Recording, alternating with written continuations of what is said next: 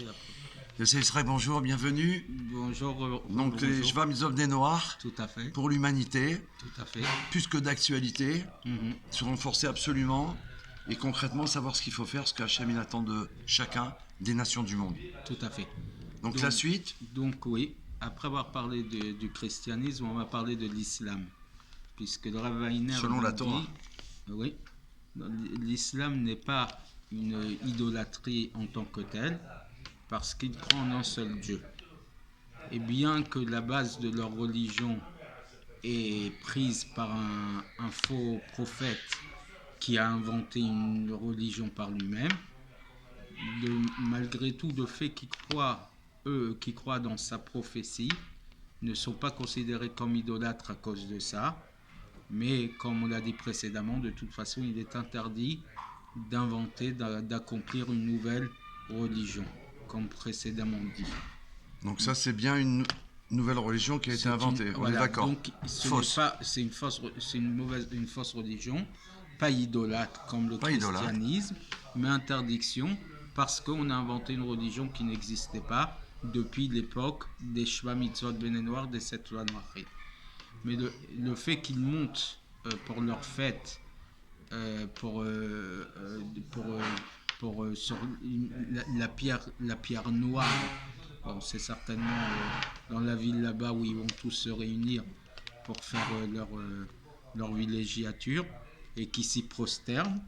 C'est interdit. Pourquoi ? Parce qu'ils se rassemblent autour d'un monument et qui transgressent l'interdiction d'imposer un monument, comme on l'a mentionné dans le chapitre 5.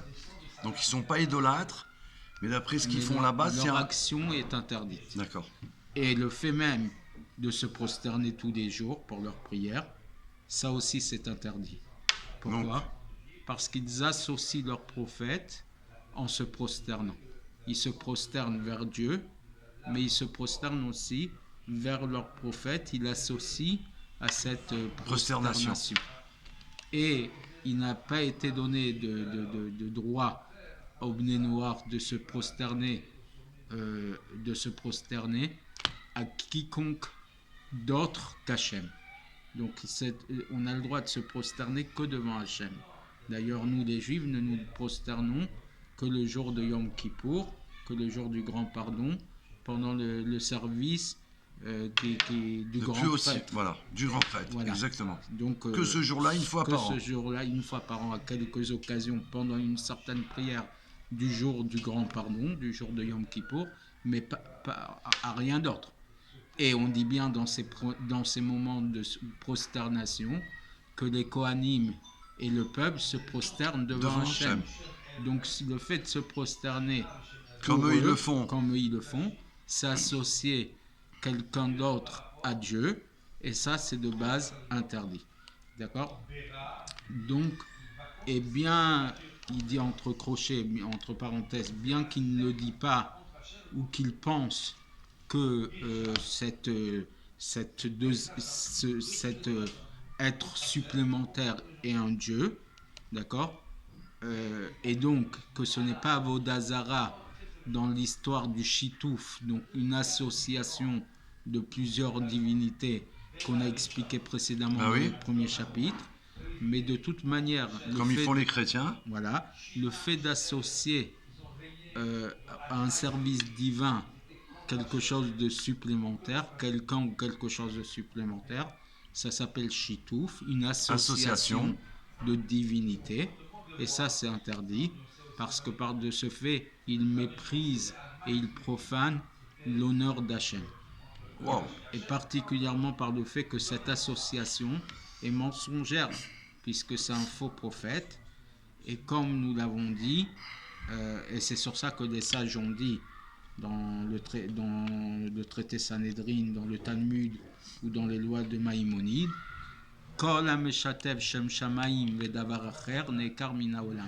tout celui qui associe le nom de Dieu et autre chose, il est déraciné du monde.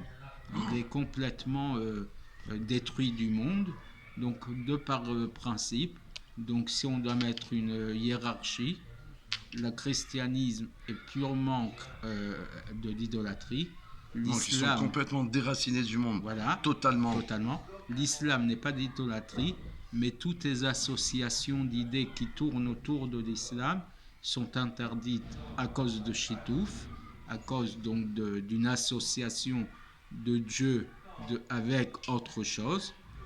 Et le fait de se prosterner, c'est aussi le fait d'aller à la Mecque, bon, pour dire des choses, et de se prosterner devant de se réunir autour des monuments qu'il y a autour de là-bas.